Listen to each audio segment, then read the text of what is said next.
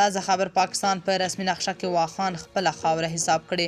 دا چې څنګه او طالب سفیر ولې څه نه دي ویلي، نو جزئیات هم دلته وګورئ او چینل هم سبسکرایب کړئ.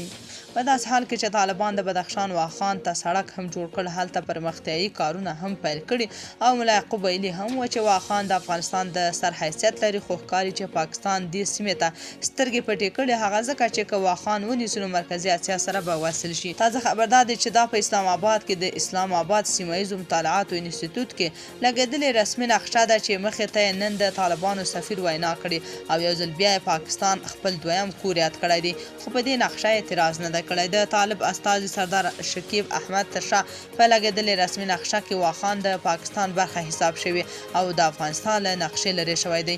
زاویه نیوز معلومات ترلاسه کړي چې پاکستان مرکزي اسیا ته د سوداګریزې لارې لنډولو لپاره په خپله خاوره کې د یو سړک د پخولو چارې هم پیل کړي دي چې امتداد د واخان پر لوري روان دی. په واشنګټن کې پخواني ډیپلوماټ مجید قرار بیا د دغې نقشې په شریکولو سره ویلي هر څه ته د شک په نظر کتل پکار دي. د متحده عربي اماراتو د هوایي چلند په جی پی اس نقشه کې ولې د واخان څنډه د پاکستان برخه ښودل شوې دی. نوموړی زیاتوي د هوایي کرښو جی پی اس خو باید فوقالعاده دقیق وي، هیڅ الوتکه په ملي حرمونو نشي ورتللی.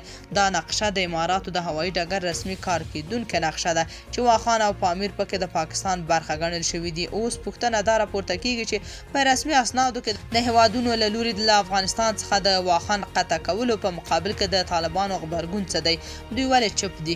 د نړیوالو اصولو او قوانینو له مخې هیوادونه څه حق لري چې د افغانستان له رسمي نقشې یوه برخه جلا او په رسمي ډول په یو بل متنازع هیواد پورې وتړي؟